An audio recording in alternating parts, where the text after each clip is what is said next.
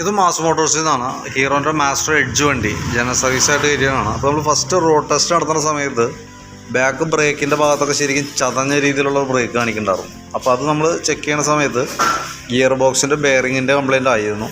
അപ്പോൾ അത് മാറ്റാനും കൂടി നമ്മൾ അയച്ചിട്ടുണ്ട് കേട്ടോ. ഈ ബെയറിങ്ങിൻ്റെ പ്രോബ്ലമാണ് കാണിച്ചായിരുന്നു കേട്ടോ. അപ്പോൾ ഇത് മാറ്റുമ്പോൾ എന്ന് വെച്ചാൽ ഇതിൻ്റെ പെയറായിട്ടുള്ള ഈ ബെയറിങ് കൂടി നമുക്ക് ചേഞ്ച് ചെയ്യേണ്ടതായിട്ട് വരും. കാരണം അത് രണ്ടും കൂടി സെറ്റായിട്ടാണ് മാറ്റാറ് കേട്ടോ. പിന്നെ അതുപോലെ തന്നെ നമുക്ക് അതിൻ്റെ ഗിയർ ബോക്സിൻ്റെ ഗ്യാസ്കറ്റ് മാറണം. അതേപോലെ ഗിയർ ഓയിൽ, അതിൻ്റെ ബ്രീത്തർ പൈപ്പ്, അതൊക്കെ ചേഞ്ച് ഗിയർ ബോക്സ് അഴിക്കുമ്പോൾ നമുക്ക് മാറ്റേണ്ടി വരുന്ന ഭാഗങ്ങളാണ്. ഗിയറിൻ്റെ ഓയിൽ സീൽ തുടങ്ങിയിട്ട് ഗ്യാസ്കറ്റ്, ഓയിലൊക്കെ. നിലവിൽ ആ ഗിയറിൻ്റെ ഓയിലിനകത്തേക്ക് ഒരല്പം വാട്ടർ കണ്ടൻറ്റ് വന്നിട്ടുണ്ട്. അപ്പോൾ അത് പ്രത്യേകം നമ്മൾ ശ്രദ്ധിക്കേണ്ട കേസ് എന്ന് വെച്ചാൽ ഇവിടെ ഈ ബാക്കിലത്തെ ഗിയർ ബോക്സിൻ്റെ ഭാഗത്ത് ഇതേപോലെ ഒരു പൈപ്പുണ്ട്.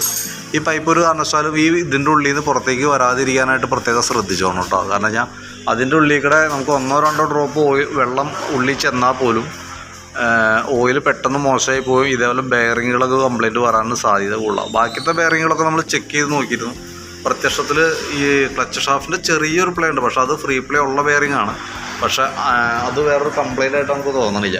ഈ ബെയറിംഗ് ആണ് പ്രോബ്ലത്തിലേക്ക് വന്നേക്കണം കേട്ടോ. അപ്പോൾ അത് നമ്മൾ ചേഞ്ച് ചെയ്ത് ഇടുന്നുണ്ട്. ബ്രേക്ക് ലൈനർ ഏറെക്കുറെ ഒരു 3/4 ഭാഗത്തോളം കഴിഞ്ഞിട്ടുണ്ട്. എങ്കിൽ പോലും കമ്പനി ലൈനർ കിടക്കണേ. നമുക്ക് തൽക്കാലം അത് ഒന്നുകൂടി ക്ലീൻ ചെയ്ത് ഇട്ട് നോക്കാം. ഓടിച്ച് നോക്കിയിട്ട് നമുക്കത്ര കംഫർട്ട് അല്ലാന്ന് തോന്നുകയാണെങ്കിൽ അതുകൂടി മാറ്റേണ്ടി വരും കേട്ടോ. പിന്നെ അതിൻ്റെ എയർ ഫിൽറ്റർ, ക്ലച്ചിൻ്റെ ഭാഗമൊക്കെ നമ്മൾ ചെക്ക് ചെയ്യുന്നുണ്ട്. എയർ ഫിൽറ്ററൊക്കെ നമുക്കൊന്ന് ക്ലീൻ ചെയ്ത് കയറ്റിയിട്ടാൽ മതി. പേപ്പർ ടൈപ്പ് ഫിൽറ്ററാണ് നമുക്ക് വരാം. ഇത് നമുക്ക് കിടക്കുന്നത് ഹീറോൻ്റെ കമ്പനി ഫിൽറ്റർ തന്നെയാണ് കേട്ടോ, ഒറിജിനൽ ഫിൽറ്റർ തന്നെയാണ്. അതൊന്ന് ക്ലീനാക്കി റീസെറ്റ് ചെയ്താൽ മതി. പിന്നെ ബെൽറ്റിൻ്റെ കണ്ടീഷൻ നോക്കുമ്പോൾ ബെൽറ്റും ഈ പറഞ്ഞ രീതിയുടെ ഒറിജിനൽ തന്നെയാണ്. ഹീറോൻ്റെ ജെനുവിൻ ഐറ്റം തന്നെ കിടക്കണേ. ബെൽറ്റിന് വേറെ ഡാമേജ് ഒന്നുമില്ല, പുതിയ ബെൽറ്റാണ്. പിന്നെ ക്ലച്ച് ഭാഗം നമ്മൾ ചെക്ക് ചെയ്യുന്ന സമയത്ത് അതിൻ്റെ variator body, roller, boss drive unit, അതൊക്കെ നോർമൽ സാധാരണ രീതിയിലുള്ള തേയ്മാനങ്ങളൊക്കെ ഉള്ളൂ.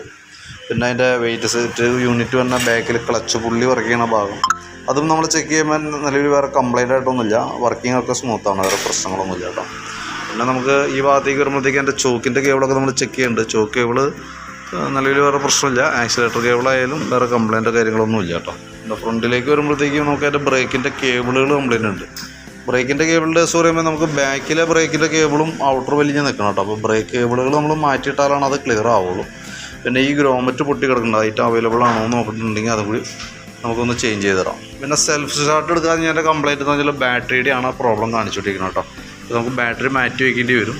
ഇത് മിരിക്കുന്നത് SF സോണിക്കിൻ്റെ ബാറ്ററിയാണ് അത് മിരിക്കുന്നത്. അപ്പോൾ എൻ്റെ വോൾട്ട് തന്നെ ഓൾറെഡി കുറവാണ്.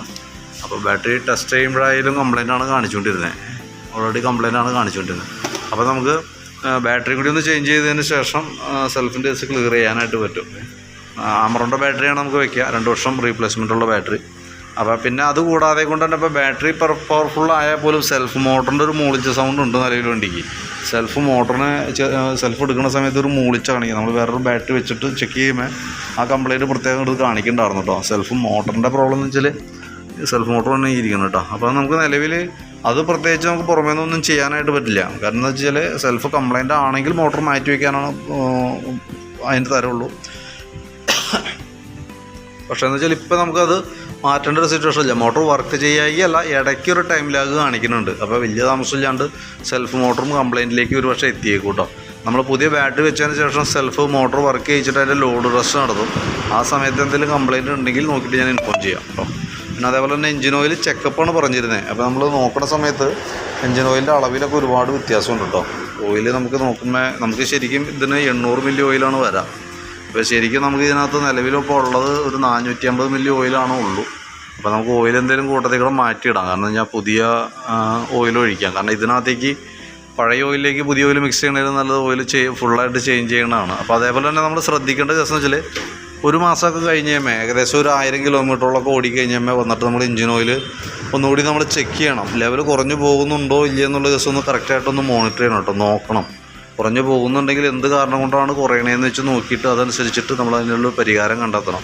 പ്രത്യേകിച്ച് നമുക്ക് ഈ സൈഡിലൊന്നും എഞ്ചിൻ്റെ സൈഡ് ഓയിൽ ലീക്കോ കാര്യങ്ങളൊന്നുമില്ല. അപ്പോൾ അതുകൊണ്ട് തന്നെ മൈന്യൂട്ടായിട്ട് ഓയിൽ ചിലവ് ഉണ്ടെന്ന് വേണം നമുക്ക് കണക്ക് കൂട്ടാനായിട്ട്.